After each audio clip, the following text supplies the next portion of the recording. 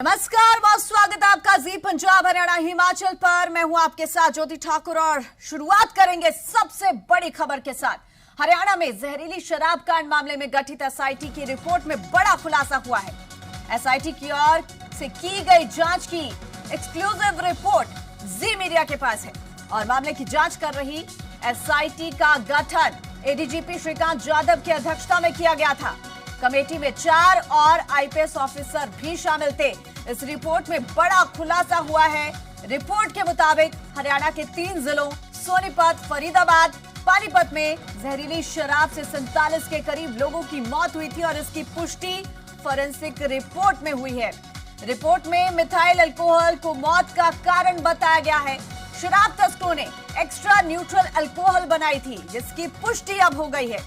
Report में सोनीपत, पानीपत, फरीदाबाद के डीईटीसी, एईटीओ, EI और एसपी, डीएसपी, एसएचओ चौकी इंचार्ज के खिलाफ काम में लापरवाही बरतने पर उपयुक्त कार्रवाई की सिफारिश की गई है और इस रिपोर्ट की कॉपी भी जी मीडिया के पास है। इसके अलावा इस रिपोर्ट में जांच में आबकारी विभाग और पुलिस विभाग की असफलता का भी जिक्र किया गया है साफ शब्दों में। रिपोर्ट के मुताबिक डिस्टिलरियों पर कोई चेक नहीं था।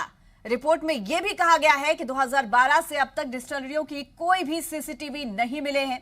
एसआईटी की रिपोर्ट में ओपन ऑनलाइन मॉनिटरिंग से युक्त फ्लो मीटर लगाने और अनियमितता पाने पर लाइसेंस रद्द करने की सिफारिश की गई है। तो एसआईटी की रिपोर्ट में आबकारी विभाग और आबकारी व्यवस्था का व्यापक रूप से सुधार करने की सिफारिश भी की गई है। इसके अलावा एक्साइज डिपार्टमेंट में एक इंडिपेंडेंट बोर्ड या फिर निगम बनाने की भी सिफारिश की गई है। इस मामले में आगे सीबीआई या ईडी से भी जांच करवाने की सिफारिश की गई है। रिपोर्ट में दिल्ली और राजस्थान की तर्ज पर सभी सरकारी ठेके दिए जाने की व्यवस्था का सुझाव दिया गया है। तो कई तरह के सुझाव है जो कि इस रिपोर्ट के जरिए दिए गए एसआईटी की ओर से। इसके अलावा शराब के सरकारी ठेकों से होम डिलीवरी करने का सुझाव भी दिया गया है। इस रिपोर्ट में खुलासा हुआ है कि अवैध शराब तस्करी से हरियाणा में पिछले 3 से 4 साल में करीब 9500 करोड़ के राजस्व का नुकसान भी प्रदेश को हुआ है, जिसकी सीबीआई जांच की सिफारिश अब की गई है। रिपोर्ट में खुलासा हुआ है कि हरियाणा मार्का शराब 6 राज्यों में अवैध रूप से पहुंच रही है और दूसरे राज्यों में अवैध तस्करी के लिए ट्रांसपोर्टर्स जाली जीएसटी बिल और जाली आरटीओ नंबर प्लेट का इस्तेमाल कर रहे हैं। आपको बता दें कि इस कमेटी ने कुछ दिन पहले रिपोर्ट सरकार को सौंप दी थी, जिस पर गृह मंत्री अनिल विज के विभाग में भी अध्ययन हुआ और रिपोर्ट मुख्यमंत्री को भी सौंपी जा चुकी है। जानकारी के लिए बता दें कि कल मुख्यमंत्री ने शराब कांड की 3 अलग अलग रिपोर्ट पर अध्ययन के लिए मुख्य सचिव विजय वर्धन की एक सदस्यीय कमेटी का गठन किया है, जो कि अब तक शराब मामले में 3 अलग अलग जांच रिपोर्ट पर अध्ययन करके आगे कार्रवाई के लिए अंतिम रिपोर्ट बनाई गई है। और अब क्योंकि एसआईटी की रिपोर्ट में तमाम चीजों का खुलासा हो गया है, सरकार पर तब भी सवाल उठे थे जब लोगों की मौत हुई थी और अब रिपोर्ट में जो तमाम चीजें निकलकर सामने आई हैं उसके बाद सरकार क्या कार्रवाई करती है, ये भी देखने वाली बात है। हमारे साथ फिलहाल कांग्रेस नेता, कांग्रेस विधायक कुलदीप वत्स जुड़ गए हैं। कुलदीप जी, जिस तरीके से रिपोर्ट सामने आई है जी मीडिया पर, इसकी एक्सक्लूसिव कॉपी भी है, आप भी देख पा रहे होंगे टीवी स्क्रीन पर, और उनमें तमाम तरह के सुझाव भी दिए गए। सवाल वही है जो उस दौरान भी निकलकर सामने आए थे कि 47 लोगों की मौत हुई थी। आखिर इन सब के पीछे कौन है, कितने लंबे समय से यह कारोबार चल रहा है, इस पर नजर क्यों नहीं रखी गई? क्योंकि यह भी कहा गया है रिपोर्ट में कि डिस्टिलरियों पर कोई नजर ही नहीं रखी गई थी अब तक।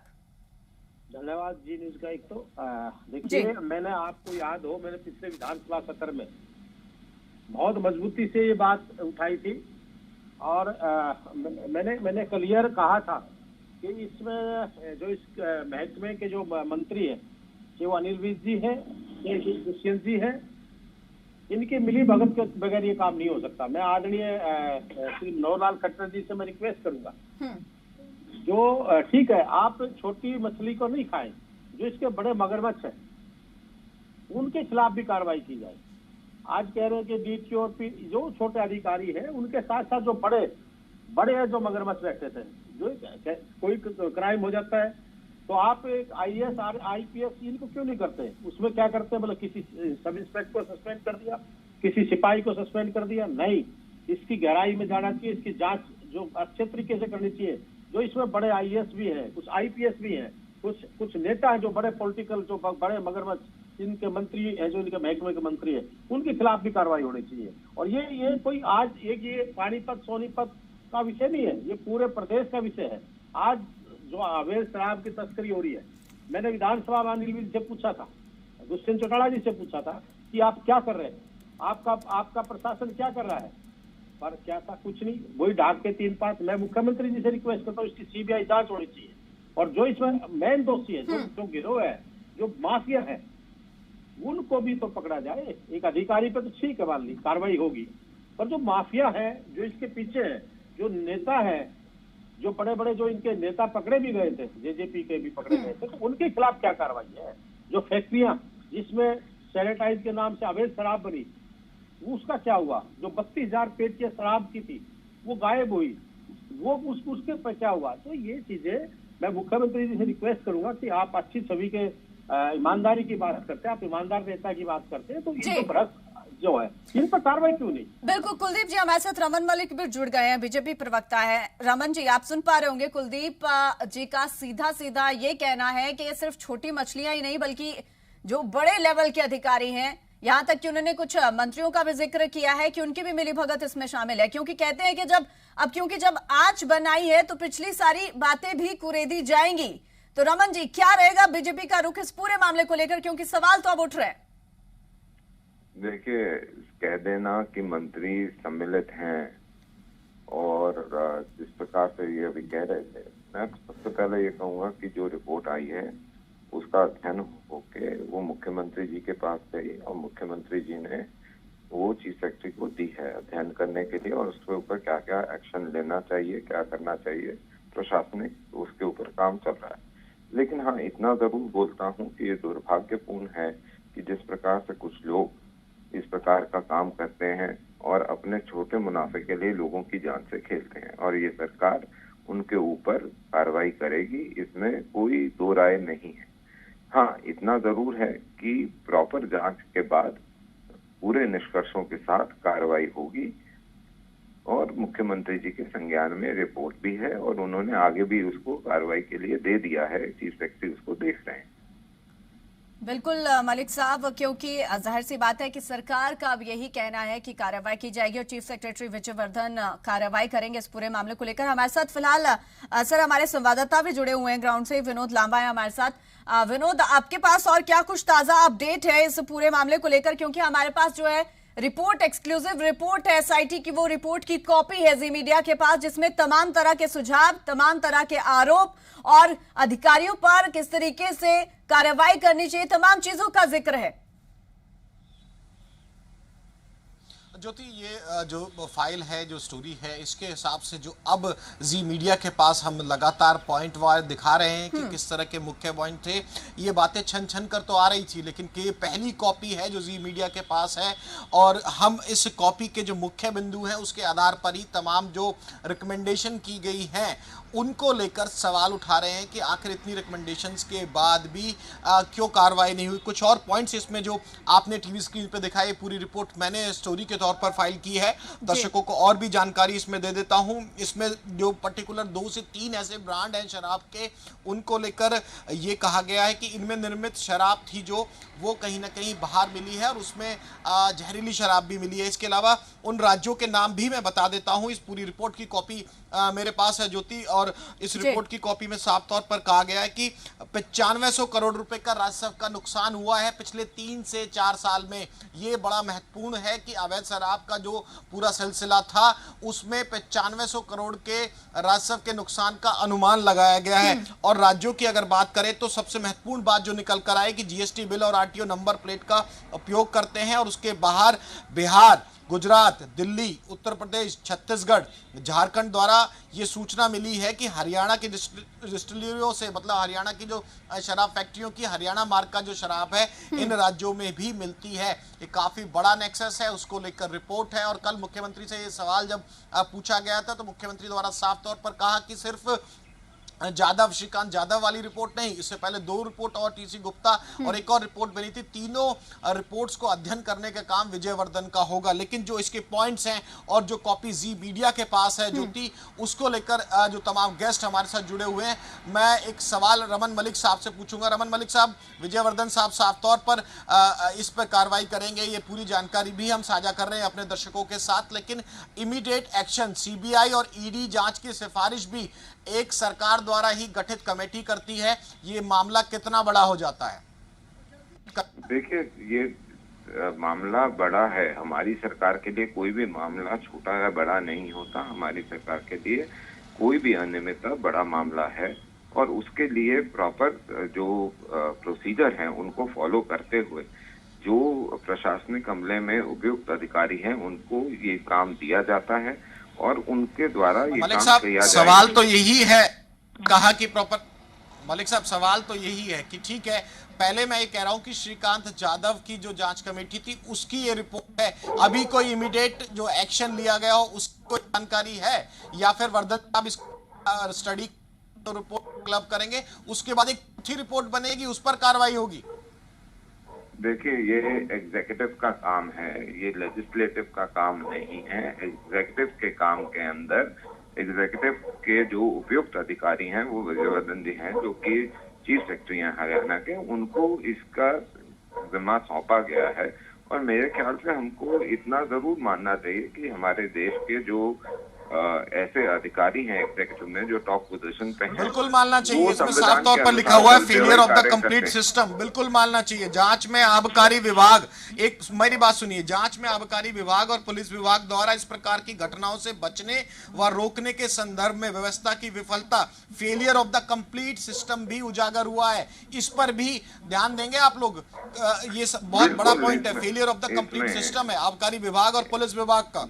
देखिए, कोई भी जो लेजिस्लेटिव है वो अपना काम करती है, लेकिन जो एग्जीक्यूटिव के थ्रू एग्जीक्यूशन होनी है उसको हमारे को ये देखना चाहिए कि जो लेजिस्लेटिव हेड है स्टेट का, उसने क्या उसको पूरी तरीके से फॉलो करते हुए एग्जीक्यूटिव हेड को दिया है काम या नहीं।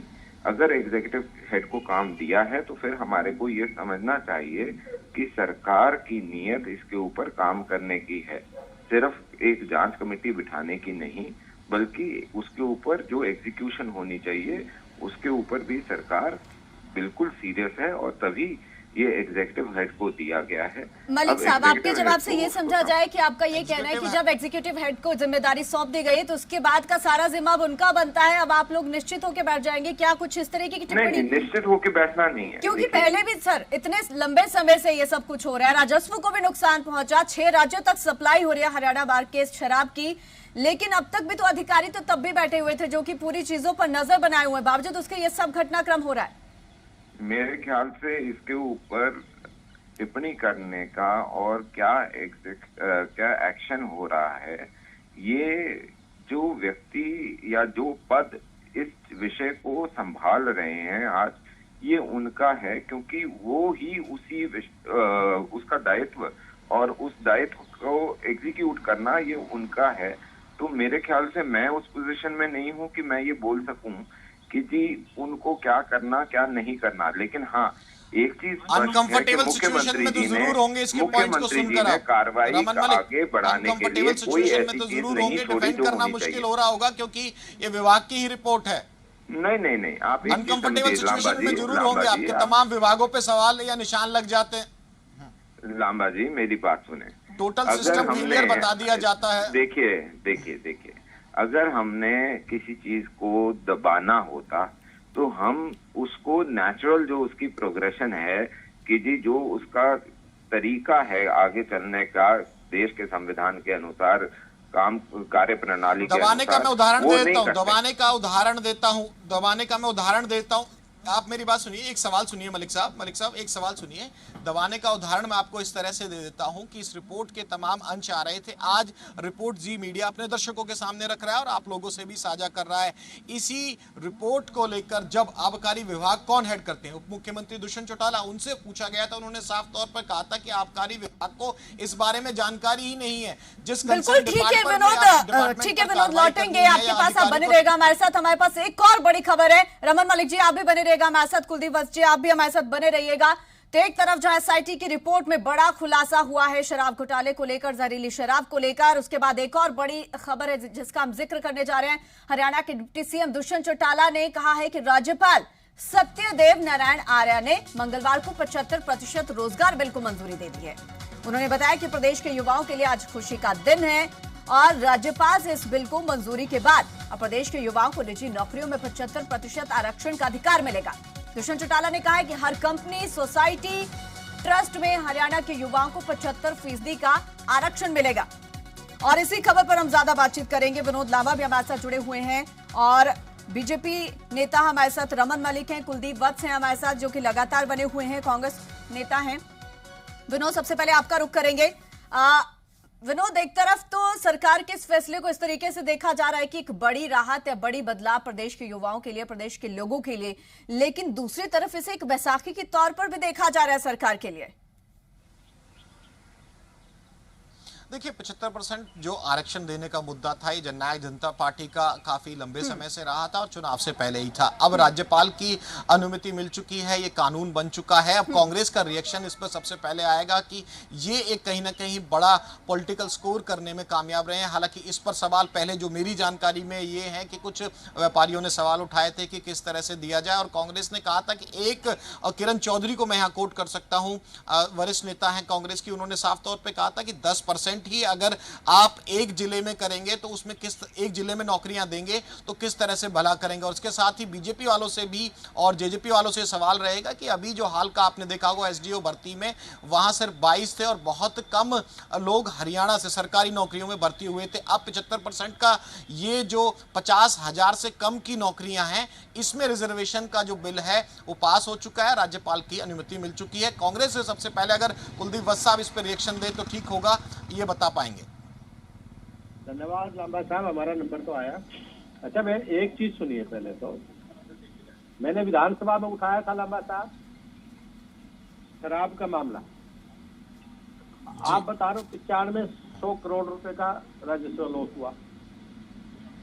ये प्रदेश के मुख्य गृह मंत्री जी बंदर की तरह उछलते फिरते रहते हैं, कभी टंकी पे चढ़ गए, कभी कहीं चढ़ गए, कभी कहीं चढ़ गए। अरे इतना बड़ा घोटाला, शराब घोटाला, इतना बड़ा घोटाला हो रहा था भाई, कहाँ थे ये?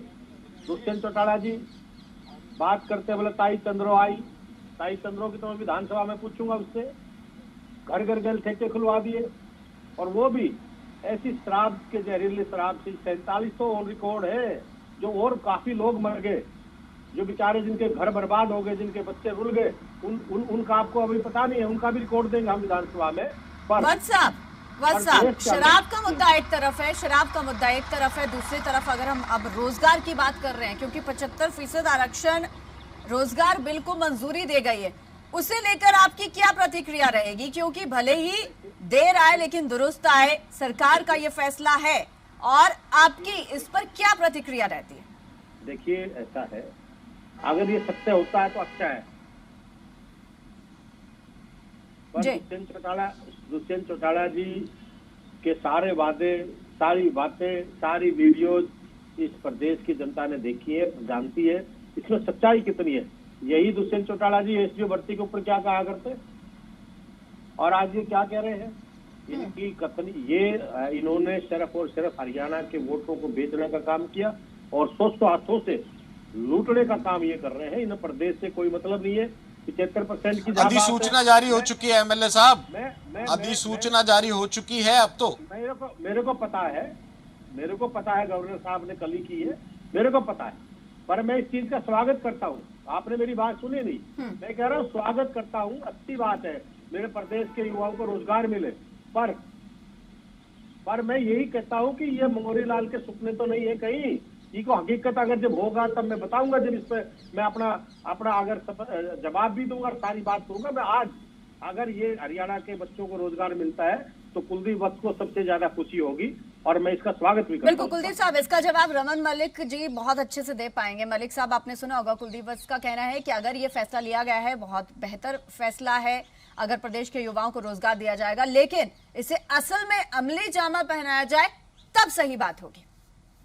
पूरा क्राइटेरिया क्या कुछ रहने वाला है आप लोगों के इस फैसले का? सर, सबसे पहली बात जो इन्होंने अभी प्रदेश के गृह मंत्री के ऊपर जिस प्रकार से टिप्पणी करी आपके चैनल के ऊपर, मैं उसको उचित नहीं मानता। और एक एमएलए का इस प्रकार से बोलना यही दर्शाता है कि जिस प्रकार से